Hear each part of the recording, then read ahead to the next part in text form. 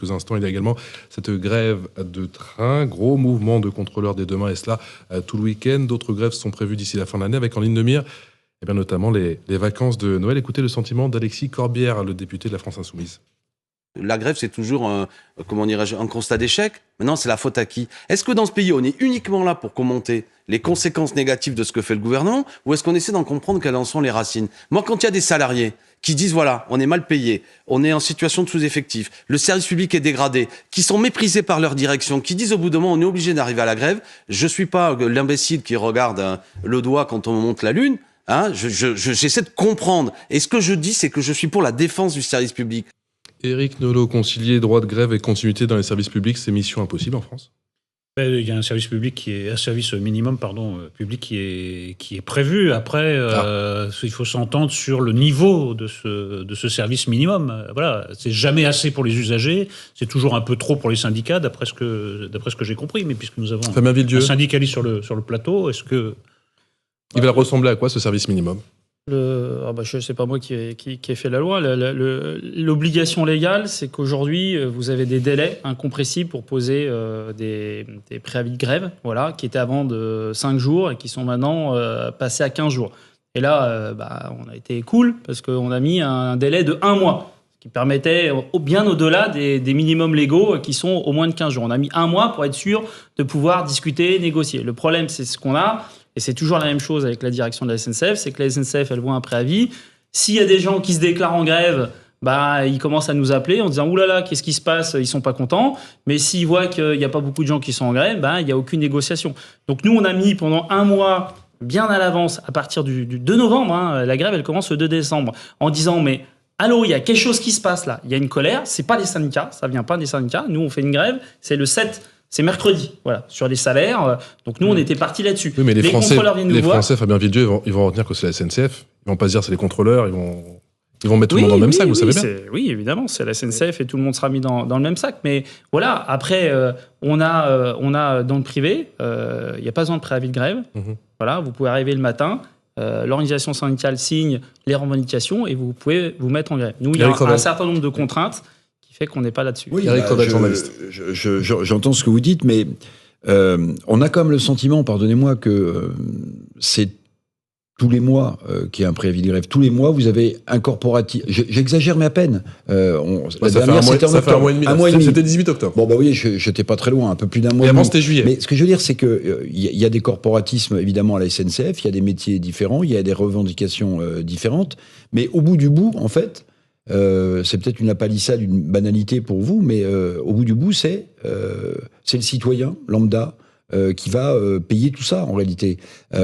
La SNCF, c'est un service public. Si la SNCF ne peut pas assurer ses missions, Monsieur Villedieu, pour des raisons X ou Y, est-ce qu'à chaque fois, votre seul levier, c'est de... Éric Nolot n'aime pas l'expression, mais je vais l'employer, c'est de prendre en otage les citoyens qui y sont pour rien, qui veulent aller bosser, enfin vous le savez tout ça. Et puis si je rajoute là-dessus ce qu'a dit le gouvernement tout à l'heure, ou hier, avec les coupures de courant, on va sans doute arrêter des TER, on va sans doute arrêter des trains. Vous avez des Français qui sont dans une situation psychologique et sociale extrêmement compliquée. Qui attendent et pardonnez-moi, j'ai employé un mot tout à l'heure qui a fait sourire et qui ne veut pas vous plaire, mais le gouvernement met en place un plan de sobriété énergétique. Est-ce que on ne pourrait pas, du côté des syndicats, de manière volontaire, pour une fois, avoir une sorte de plan de sobriété syndicale ou conflictuelle, comme vous l'avez dit tout à l'heure? Réponse de Fabien Villedieu, délégué Sudrail. Déjà, ce qu'il faut savoir, c'est que les cheminots, moi je vous le dis, on est maltraités aujourd'hui. Et la SNCF, elle est maltraitante. Voilà. Et qu'on peut arrêter de faire grève, le problème nous reviendra quand même en pleine face. Là, moi, je vous le dis, sur ma ligne D, je suis conducteur sur la ligne D, à partir de lundi, il y a un plan de transport qui se réduit. C'est-à-dire qu'il y aura moins de trains. Donc, j'ai demandé, mais qu'est-ce qui se passe? Pourquoi? Parce qu'il y a des problèmes de matériel. Et pourquoi il y a des problèmes de matériel? Parce qu'on n'arrive pas à embaucher, on a des problèmes d'effectifs. On peut ne pas faire grève. On peut dire, voilà, ça y est, il n'y a plus de grève, machin. Mais ça nous reviendra quand même. Pourquoi on se bat, nous? On essaye on se bat pour quoi? Pour améliorer les salaires. Les salaires, ça permet de gagner en attractivité et ça peut répondre en partie à la question des effectifs. Quand je vois, par exemple, en Hauts-de-France, Xavier Bertrand, il gueule et il a raison de gueuler. Le plan de transport est réduit de 10%, c'est-à-dire qu'il y a 10% des trains en moins tous les jours. Pourquoi? Parce qu'on n'arrive pas à embaucher des conducteurs de train. C'est un truc de dingue. Et tout ça se multiplie un petit peu partout.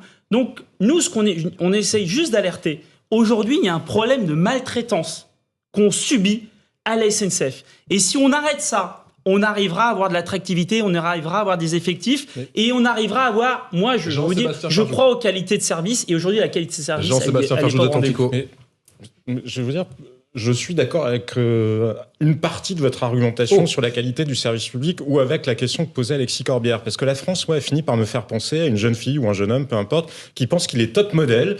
On a le meilleur système social au monde, sauf que le régime qu'on s'impose, il finit par nous faire être dans un état d'obésité maladive. Et c'est exactement ça. Mais on continue à répéter que nous avons le meilleur système social au monde et qu'il faut tout faire pour le sauver. Mais non, regardez ce qu'on a développé. On a développé, moi j'appelle ça le compitalisme. C'est pas le capitalisme, c'est le mix de la logique comptable et capitaliste. Et on a le pire des deux mondes. Et précisément, pour avoir un service public, oui, tout État qui se tient a besoin de services publics de qualité. Après, on peut avoir des discussions sur l'ampleur de ce qui relève du service public ou de ce qui pourrait être assuré plus efficacement par le privé. Mais oui, il y a besoin d'un service public de qualité, de mission régalienne de l'État qui soit assurée. Mais vous voyez bien que le modèle entier français ne tient plus. Il est en déliquescence partout. On ne tient plus sur l'éducation nationale, on ne tient plus dans les hôpitaux, on ne tient plus sur le plan de la police, on ne tient même pas sur l'armée. On voit bien que de toute façon, si on devait subir un conflit majeur, on n'est plus en état d'y faire face. Et donc, le modèle lui-même est vérolé. Mais qui aura le courage de le déconstruire? Et dès qu'on fait une proposition, on vous accuse de sauvagerie libérale. Mais je suis désolé, c'est pas la sauvagerie libérale qui amène aux démissions et à la faiblesse de la qualité du travail et qui fait que la SNCF est maltraitante. C'est précisément parce qu'on s'est enfermé dans une logique, comme je vous disais, comptable depuis des années. C'est Éric Nolot qui l'a. Non, on a fait, à partir de la coïncidence de ces grèves, un parallèle. Mais c'est assez différent parce qu'on a en effet l'impression que les médecins, de temps en temps, quand ils en peuvent plus, ils font une grève, tandis qu'on a l'impression qu'il y a une sorte d'abonnement à la SNCF, une sorte de mouvement pendulaire, en effet, qui revient abonnement, toutes les 6 semaines ou toutes les... abonnement, malheureusement, qui n'est pas très respecté. Donc, on est quand même très étonné, que dans un cas, ce soit vraiment le ras-le-bol des problèmes graves et qu'à la SNCF, en réalité, vous n'arrivez pas, à travers le dialogue, à régler le problème globalement, qu'à chaque fois, c'est un petit problème que vous réglez jusqu'à la prochaine grève qui va en régler un autre. Fabien Villedieu. Voilà, cette dissonance des situations me frappe. Mais d'abord, parce que des grèves, il y en a beaucoup dans beaucoup de secteurs professionnels, sauf qu'on n'en parle pas. Voilà. Nous, effectivement, on est une entreprise nationale et quand on fait grève, ça se voit, il y a des conséquences, donc tout de suite, c'est médiatisé. Quelquefois, je suis invité sur les plateaux, mais je pense qu'il y a un certain nombre de secteurs un petit peu partout. On vous invite tous les 2 mois. Oui. D'ailleurs, vous m'invitez que pendant les grèves, mais alors qu'il y a plein de choses à dire parce que sur l'histoire, comment? Peut-être parce que si vous travaillez le reste du temps, c'est peut-être pour ça. Oui, et je roule encore. Voilà. Je tiens à rouler encore. Mais par rapport à ce que vous expliquez sur les problèmes qu'il y a dans le service public, parce qu'une des réponses qu'on apporte, c'est l'ouverture à la concurrence. On nous a dit à la SNCF, on va ouvrir à la concurrence et vous allez voir ce que vous allez voir, tout va bien marcher. Comme on allait ouvrir à la concurrence le secteur de l'énergie, on allait voir ce qu'on allait voir. On voit tellement que j'ai appris il y a encore pas très longtemps par un collègue de l'énergie qui me disait « Mais est-ce que tu sais que 95% de l'énergie est produite par EDF ?» Donc les concurrents d'EDF, ils produisent 5% de l'énergie. Mais alors ils servent à quoi alors? Jérôme Marty. Ils servent à revendre l'électricité produite par EDF. Pardonnez-moi juste, l'ouverture à la concurrence, pardonnez-moi, mais les syndicats, vous l'avez toujours regardé de loin pour pas dire saboter. Je vais vous donner un exemple, vous allez vous en souvenir. Il y a eu des licences de fret qui ont été accordées à des compagnies privées, y compris à des groupes français. Des licences de fret pour pas que le fret de la SNCF soit en position de monopole. Quand vous aviez des retours de terrain, ce qui était mon cas, de la part de groupes privés qui avaient acheté des licences de fret, on expliquait que la SNCF et les syndicats faisaient passer le fret de la SNCF au détriment du fret de groupes privés qui pourtant avaient acheté des licences. Donc si vous voulez, je ne sais pas si la concurrence sera bonne dans le transport, il y a d'autres pays qui montrent qu'elle n'est pas si bonne que ça, je suis d'accord, mais pardonnez-moi, vous vous souvenez quand même de cette petite affaire de licence de fret, d'ouverture à la concurrence du fret français. Et moi, je vous parle Allez, Fabien, je laisse répondre rapidement et après on écoute juste Jérôme un Marty. mot, parce que Pardon. on va répondre aux deux en même temps.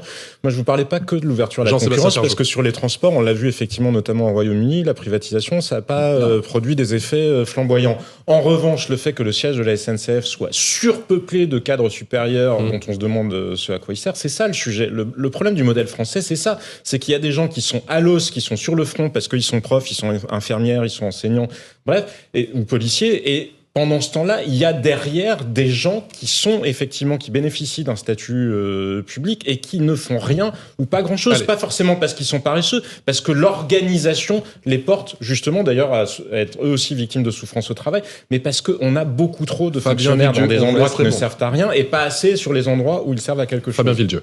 Non, mais je ne laisserai pas dire qu'il y a une armée de réserve de gens qui se. Regardez voilà, le ratio de cadres à la SNCF par rapport à des entreprises de taille comparable. Ça, c'est une autre difficulté. En tout cas, moi, Ah je oui, vois ça le relève ratio de- de gens qui sont sur le terrain, et notamment pour revenir aux collègues contrôleurs. Mais Quand c'est je vois de ça dont je vous parle. certains collègues contrôleurs m'expliquaient, et même moi, je ne le savais pas, que sur des TGV à double niveau, en unité multiple, c'est-à-dire des TGV où il peut y avoir 2 fois 600, 1200 personnes, Ils sont tout seuls. m'expliquaient que ça arrivait, qu'il était tout seul Ouais. pour gérer 1200 personnes. Si le train il tombe en panne dans la Pampa, vous êtes tout seul à gérer 1200 personnes alors qu'il fait chaud, mais comment il fait Voilà, et ça c'est la réalité. Alors peut-être qu'il doit y avoir un ou deux Sur services l'ouverture à la où il y a concurrence, monsieur un peu de Villedieu. gras, mais je peux vous dire que dans quasiment Non, il y tous en a les pas services, un ou deux. on est à l'os. Allez, Non, mais médecin, sur Jérôme le Marty, terrain, juste, vous avez je crois raison. pas entendu. Et sur le fret, Messieurs, s'il vous plaît. pour Jérôme redonner- Marty. Juste pour vous donner les différences. D'abord, sur les périodes de grève. La précédente, c'était en 2015, il y a 7 ans. La précédente, avant 2015, c'était 13 ans avant, en 2002. Donc, en gros, les grèves chez les médecins, c'est tous les 10 ans.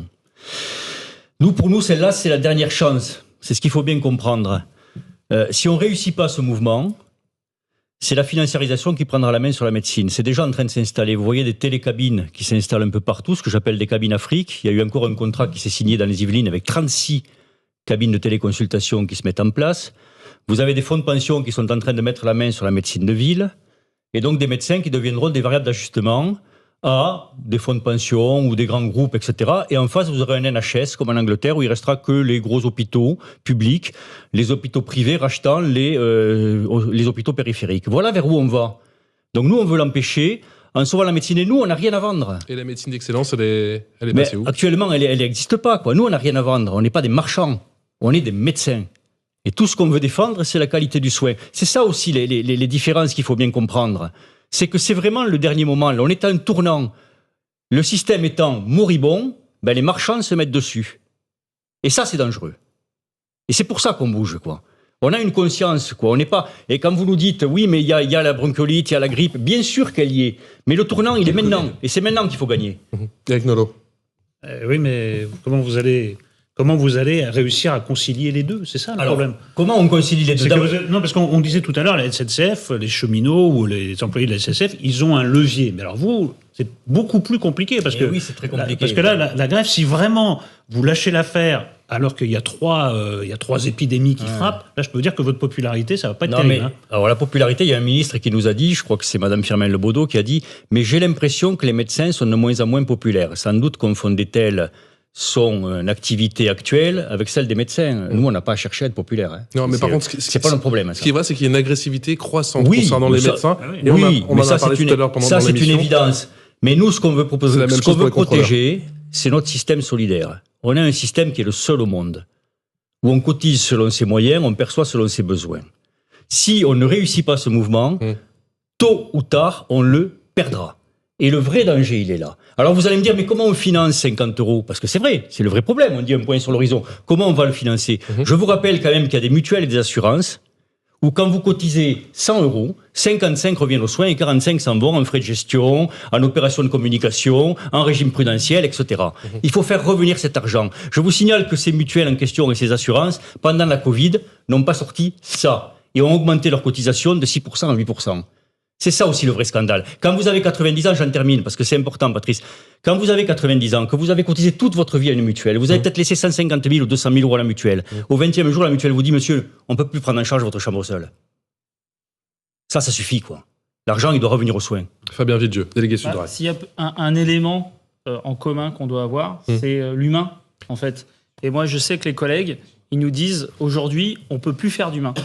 Parce que quand vous arrivez dans les gares, il n'y avait plus de guichet. Vous avez un guichet automatique. Alors, si vous n'avez pas de carte bleue, tant pis pour vous. Du coup, vous montez dans le train. Le contrôleur, vu que vous n'avez pas de billet parce qu'il n'y a pas de guichet et que le guichet automatique, souvent, il est en panne, du coup, il est obligé de vous aligner. Voilà. Donc, du coup, on trouve dans des situations conflictuelles. Et c'est vrai que moi, je vois beaucoup de collègues, notamment les agents commerciaux, qui disent qu'on n'a plus de relations humaines. Pourquoi ? Parce que la SNCF, elle a un objectif.